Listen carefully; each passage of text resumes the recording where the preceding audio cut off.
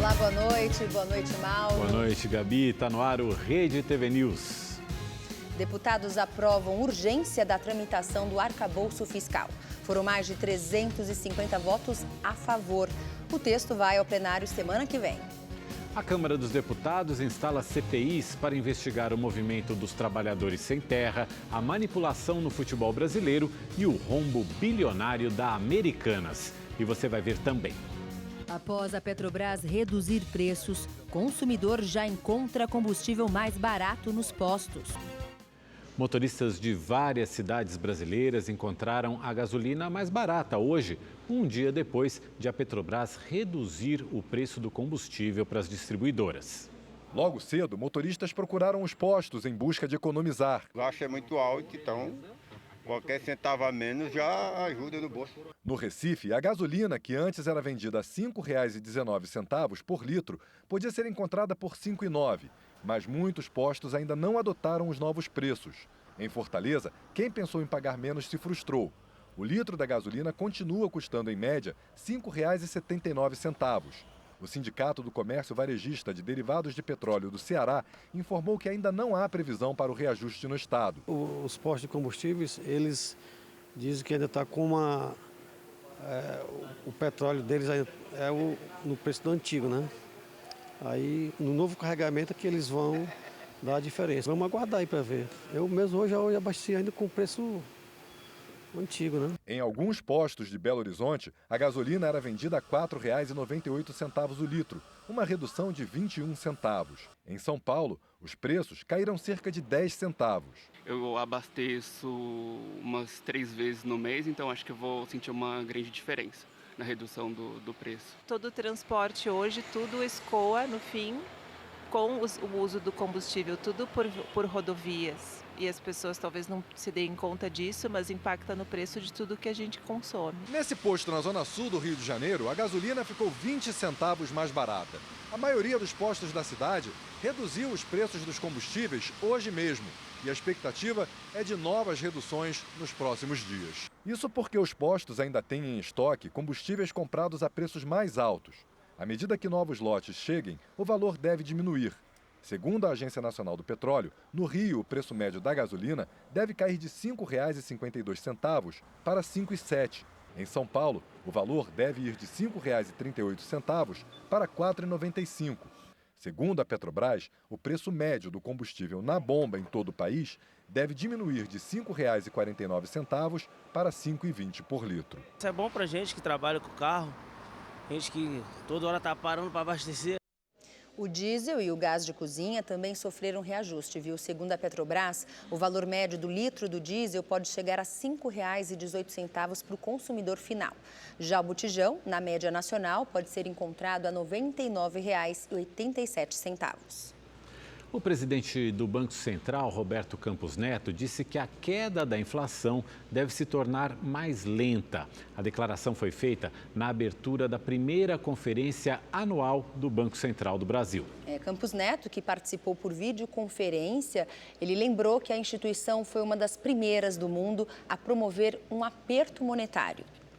Enquanto alguns viam a inflação como um evento transitório decorrente de restrições de ofertas temporárias, nós vimos o processo inflacionário como um evento mais persistente, com um importante componente de demanda. Note-se que essa estratégia começa a dar resultados.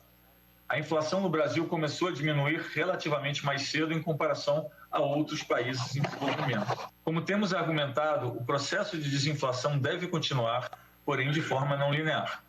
Os núcleos de inflação estão mais resilientes, devido à difusão da inflação entre os setores e pressões subjacentes ainda fortes em componentes mais rígidos como serviços.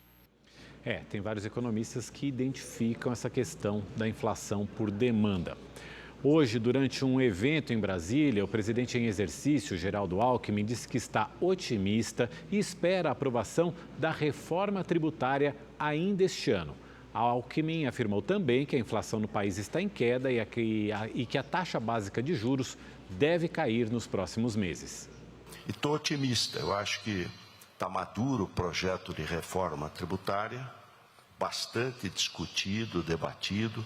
Reformas tem que aprovar no primeiro ano Se perdeu o primeiro ano, passou, é agora que tem que votar. Então, eu acho que ela não é uma obra acabada e perfeita, mas ela vai ajudar muito, porque ela traz eficiência econômica, simplificação. A inflação está em queda, nós estamos com 4,12 ao ano e deve baixar de 4, uma inflação muito menor que a Europa, Estados Unidos. Isso deve levar a uma redução de juros, ou seja, custo de capital é um dos itens do custo do Brasil, importantíssimo. Olha, a inflação, ela está ali mesmo em 4% ao ano, porque está pegando um período do ano passado em que a gente teve deflação, foram 3 meses de deflação. Quando esse período sair do cálculo, a inflação deve voltar para uma margem de mais ou menos 6% ao ano. É a previsão dos economistas que a inflação feche este ano de 2023 em mais ou menos 6% ao ano. Vamos aguardar, né?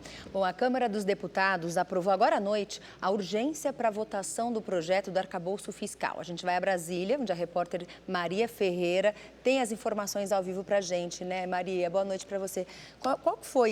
Como que foi, né, esse resultado?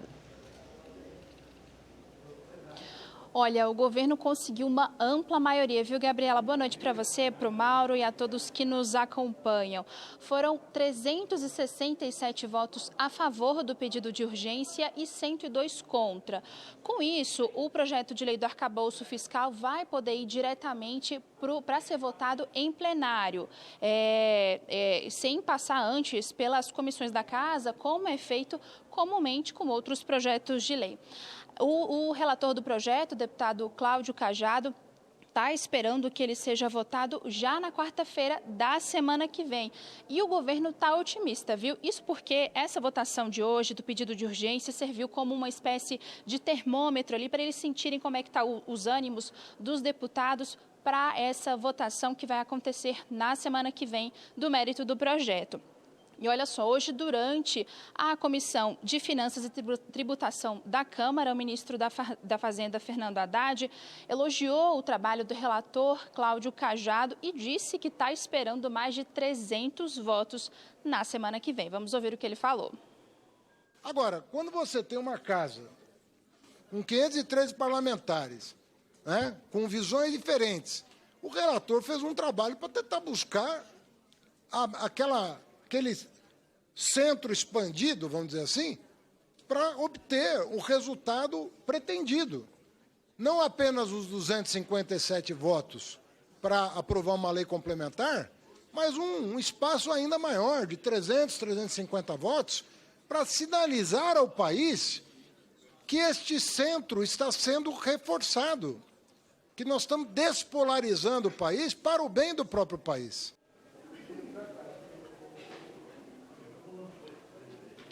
E olha, para conseguir consenso na construção desse texto do arcabouço fiscal, o relator Cláudio Cajado teve que fazer algumas mudanças. Uma das principais é aquela história dos gatilhos que eles tiveram que colocar para caso o governo descumpra a meta fiscal, que a gente explica é o resultado entre o que o governo gasta e o que ele arrecada. Eu volto com vocês. Obrigado, Maria. O setor da construção civil foi um dos que menos sentiram os efeitos da pandemia. No mercado imobiliário, as vendas de apartamentos registraram altas sucessivas. Uma das maiores construtoras de Minas Gerais comemora o sucesso na venda de imóveis de alto padrão em Belo Horizonte e no Rio de Janeiro. Em 2022, o faturamento foi de 900 milhões de reais.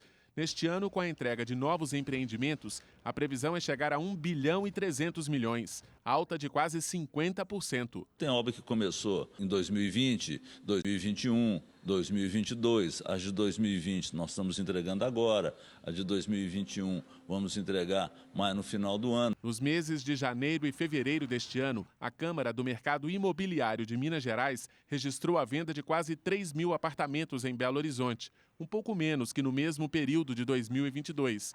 Mesmo assim, a expectativa no setor é crescer 2,5% neste ano. Quando a gente compara as vendas de 2023 com as vendas de 2019 e 2020, a gente registra um crescimento de 14%. Por causa da pandemia, os últimos 2 anos foram muito acima da média para a construção civil e o mercado imobiliário. A maioria das pessoas procurou se adaptar à nova realidade. Demanda essa alavancada pelo home office, pela busca por casas, apartamentos com área de lazer, espaços maiores. Um dos segmentos mais importantes da construção civil é o de máquinas e equipamentos. Essa empresa aqui de Minas Gerais tem 12 unidades em todo o país.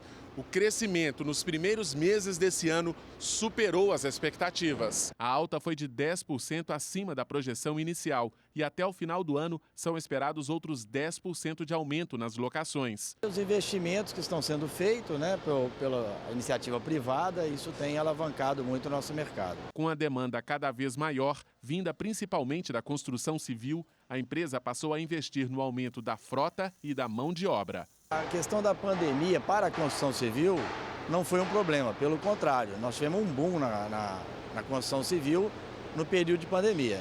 E a expectativa é que a gente continue crescendo pós-pandemia, E olha, basta o frio chegar que as doações de sangue caem nos hemocentros em todo o país. Em São Paulo, os estoques da Fundação Pro Sangue estão em níveis críticos. O Jefferson se tornou um doador de sangue depois que um amigo dele precisou há 3 anos. Desde então, ele doa regularmente, faça chuva ou faça sol. E é um gesto tão grande que eu acho que compensa muito no final das contas. Você se sente bem e você faz o bem para outra pessoa. Acho que é isso que importa.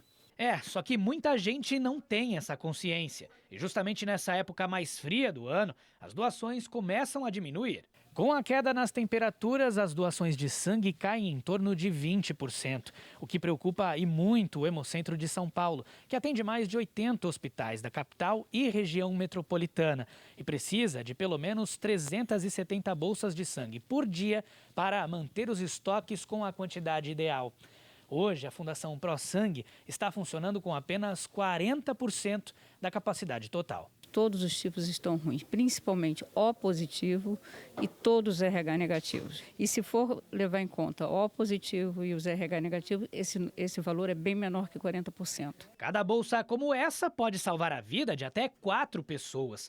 E o procedimento não dura mais do que 10 minutinhos. Para doar, basta ter entre 16 e 69 anos, ter no mínimo 50 quilos e um bom estado de saúde. A gente vê os sinais vitais desse doador, passa por uma entrevista, após essa entrevista já vai para a doação. A doação também, por si só, é um tempo mínimo, 10 minutos mais ou menos você está doando sangue. Quer dizer, se você somar isso tudo, é um tempo muito curto. Existem 4 tipos sanguíneos, A, B, AB e O. O O positivo é o mais comum. O outro O, o negativo, já é mais difícil de ser encontrado. Qualquer pessoa pode recebê-lo. É o chamado doador universal. Mas claro que se você for AB, B ou A, também é bem-vindo por aqui. A dona Ana é O positivo e sempre que pode faz a parte dela. É o fluido da minha vida que eu dou para outro. Que assim, dinheiro é importante, doar é importante, mas essa doação para mim é a mais importante.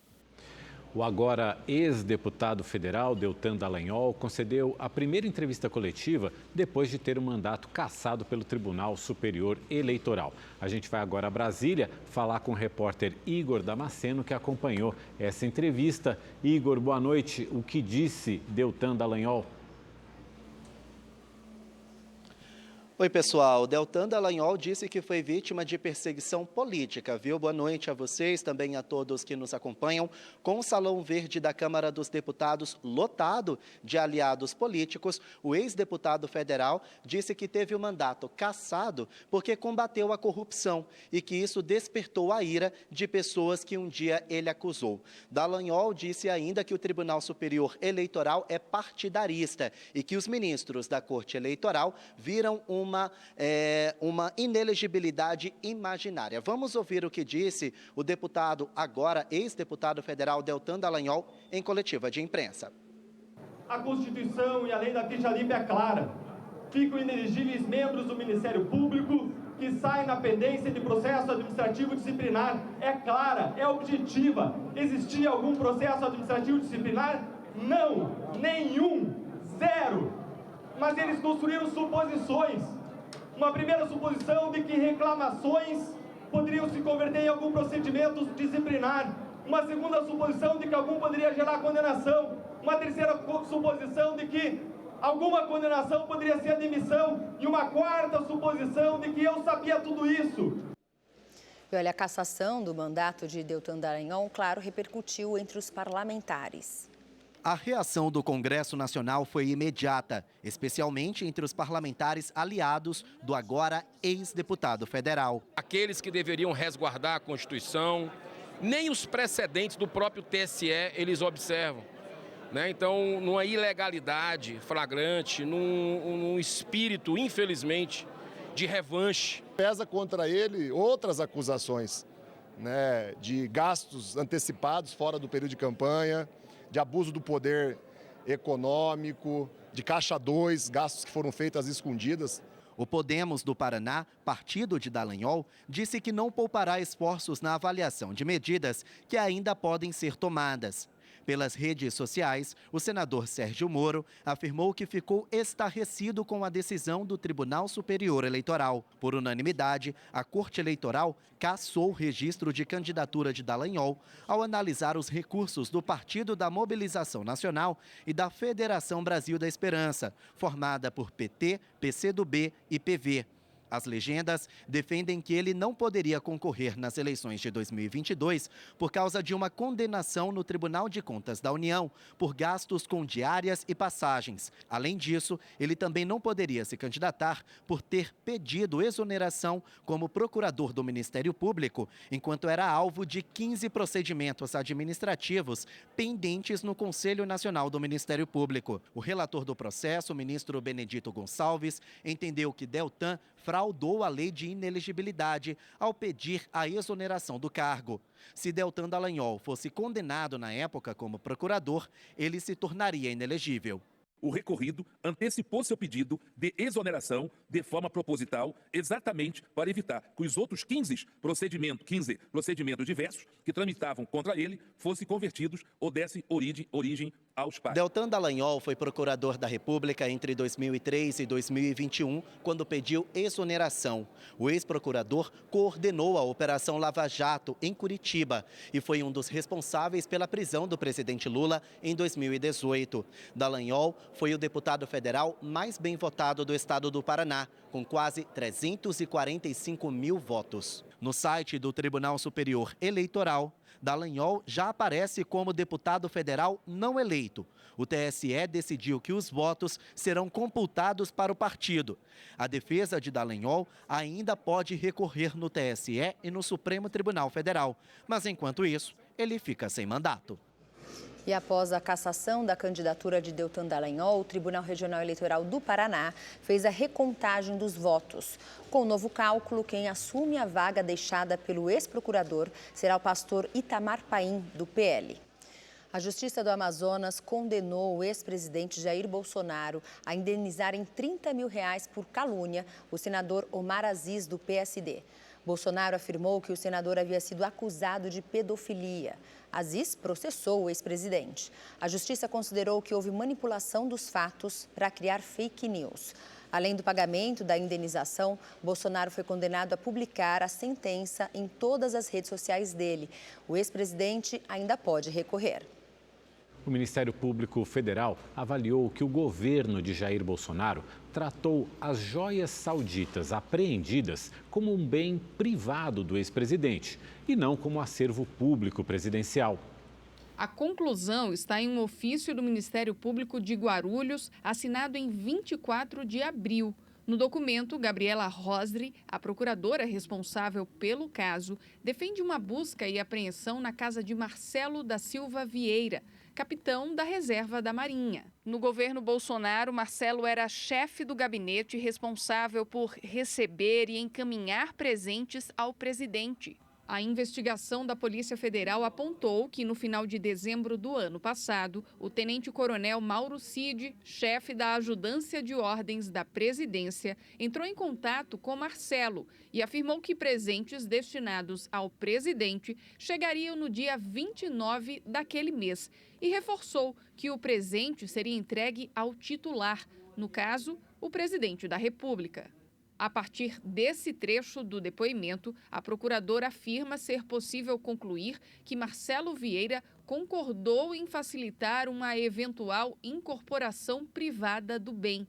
Segundo a procuradora, a classificação do pacote como item público ou privado era de atribuição do Gabinete de Documentação Histórica da Presidência, chefiado, na época, por Marcelo Vieira. A Câmara dos Deputados instalou 3 comissões parlamentares de inquérito para investigar as ações do movimento do Sem Terra, as apostas em jogos de futebol e o caso das lojas americanas. Os governistas tentam evitar que a oposição use a CPI do MST para tumultuar os trabalhos na casa. Com o plenário lotado, a CPI do MST foi instalada já com embates políticos. Os governistas tentaram, mas não conseguiram evitar que a oposição assumisse o comando do colegiado. A presidência da comissão ficou com o deputado Coronel Zucco, do Republicanos. E o relator será o deputado Ricardo Salles, do PL de São Paulo, ex-ministro do Meio Ambiente de Bolsonaro. A CPI terá a função de investigar as ocupações de terra feitas pelo MST e o suposto uso político do movimento. Os governistas acusam a oposição de tentar usar o MST para atacar o Planalto. O presidente da comissão nega. Jamais seremos contra a reforma agrária. Podem ter certeza que nossa CPI será pautada pelo absoluto cumprimento das leis e do regimento interno dessa casa. Não esperem de nós qualquer espécie de perseguição ou revanchismo. Vamos nos ater apenas e tão somente aos fatos, provas e depoimentos. A comissão será formada por 54 deputados, entre titulares e suplentes. 40 são ligados à Frente Parlamentar Agropecuária e apenas 14 são governistas. Para amenizar a desvantagem, o líder do PT anunciou nomes de peso da bancada, como a presidente do partido, Gleisi Hoffmann. O objetivo é evitar que a CPI tumultue os trabalhos na Câmara e dificulte a votação de projetos importantes, como a reforma tributária e o arcabouço fiscal. Nenhuma CPI, nem essa do MST, nem as outras que estão sendo instaladas, vão tirar o nosso foco, que é daquilo que toca a vida das pessoas e que, obviamente, uma CPI como essa não vai entregar, não vai tratar. Além da CPI do MST, a Câmara instalou nesta quarta-feira a comissão que vai investigar as inconsistências na contabilidade das lojas americanas. Foram identificados mais de 20 bilhões de reais de prejuízo nos balanços financeiros da empresa. O deputado Agostinho Ribeiro, do Republicanos, foi escolhido para a presidência. Já o deputado Carlos Chiodini, do MDB, será o relator. Outra CPI instalada foi a das apostas de futebol, que vai investigar a manipulação de resultados em partidas por meio de sites de apostas. O esquema funcionava oferecendo propinas para os atletas e outros membros do esporte. Nós não podemos deixar com que o futebol brasileiro, que hoje é uma das principais alegrias que nós temos, porque tantas coisas ruins acontecendo em nosso país, o futebol ainda nos dá alegria e de repente acontece tudo isso e começa a ser manchado por pessoas que não mereciam estar ali, para falar a verdade, porque pessoas que praticam esse tipo de ato, principalmente no futebol, não pode ser jogador de futebol. Vamos falar mais um pouco de política. O dia foi agitado em Brasília, com destaque aí para a aprovação do pedido de urgência da votação do arcabouço fiscal. A Amanda Klein e o Kennedy Alencar estiveram no Congresso Nacional e agora contam para a gente como é que foi aí, como é que estavam os bastidores lá do Congresso e qual foi a importância, Amanda, Kennedy, dessa aprovação do arcabouço fiscal que passou aí com uma margem boa de votos, boa para o governo, né, Amanda? Boa noite para vocês. É isso, Mauro. Boa noite a você, a Gabi, boa noite a todos, boa noite, Kennedy. Você lembra que ontem eu tinha trazido aqui, a gente circulou bastante no Congresso e a informação era que a urgência e, quiçá, o mérito do projeto passariam com quórum de PEC. São 308 votos. Passou com 367. Kennedy, votação robusta. Qual o significado disso? Boa noite para você, Amanda. Boa noite, pessoal que está nos assistindo.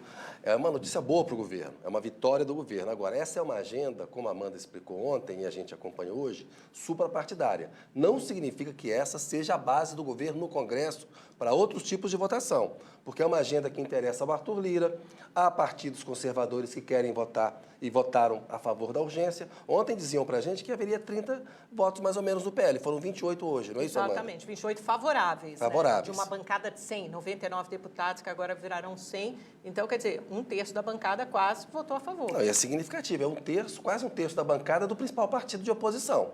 Isso mostra como que a matéria, como que o arcabouço fiscal, ele é uma pauta suprapartidária. Claro que é uma vitória para o governo, porque é a principal medida para o Fernando Haddad e para o Lula. Isso viabiliza economicamente o mandato do Lula e dá para o Haddad os instrumentos para ele aplicar uma nova regra fiscal. Agora, o Haddad vai ter que aumentar a arrecadação. É o primeiro passo, né, Amanda? A gente sabe que tem um trabalho para o Haddad fazer. Ele vai ter que aumentar essa arrecadação em 120 bilhões de reais para esse arcabouço parar em pé. E aí entram vários projetos de lei que são muito mais espinhosos, de reonerações, são matérias difíceis para o governo aprovar. E um outro detalhe é que o PT votou a favor da urgência. Mas no mérito, estava falando com um deputado que já estava me dizendo assim, olha, tem pontos do projeto que a gente critica bastante, que são desconfortáveis para o partido, a gente ainda vai discutir se vai ou não, possivelmente, apresentar emenda. E tinha determinação do Planalto do Lula, mais especificamente, para não apresentar emenda.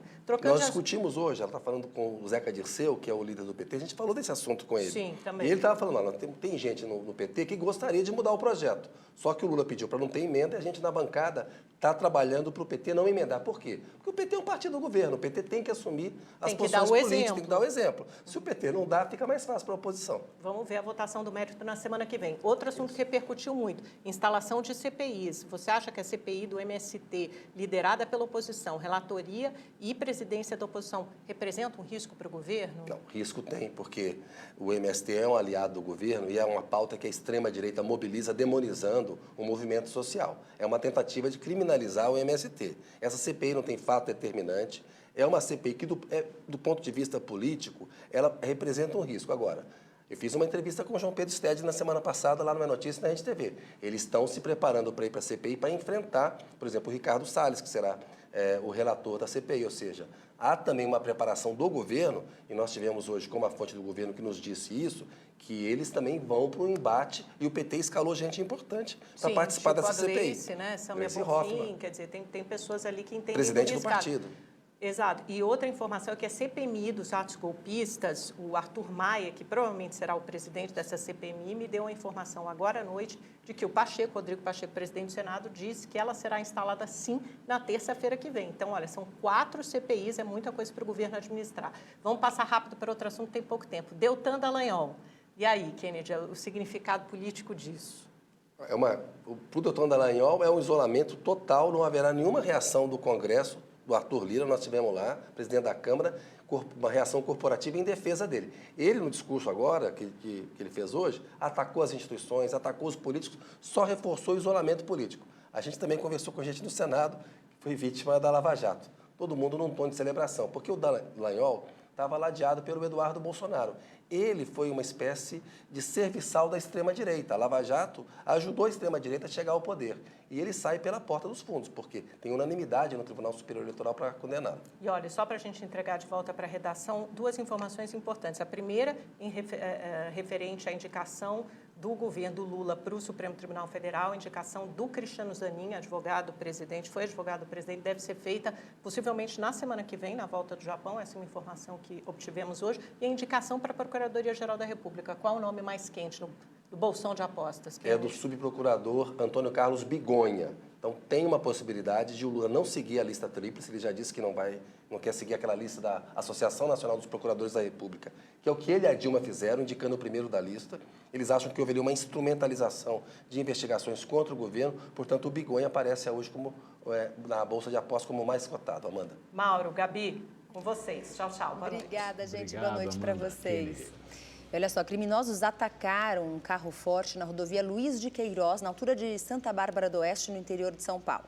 O bando usou explosivos e armas de grosso calibre para destruir o caminhão e levar cerca de 2 milhões de reais. Segundo a polícia, houve troca de tiros com os vigilantes. 2 passageiros de um ônibus que passavam pelo local foram atingidos por estilhaços e tiveram ferimentos leves. A polícia recuperou cerca de 570 mil reais. O dinheiro foi encontrado no porta-malas de um dos veículos usados no ataque. Os ladrões ainda não foram identificados. A Polícia Federal de Goiás deflagrou a segunda fase da operação, que tem como objetivo combater o envio de drogas em malas com etiquetas trocadas nos aeroportos. A gente vai ao vivo falar com o repórter Giovanni César. Giovanni, boa noite. Essa operação de hoje resultou em alguma prisão? Boa noite. Sim, foram cumpridos 6 mandados de busca e apreensão e 2 mandados de prisão. Um suspeito foi preso e o outro está sendo procurado pela polícia.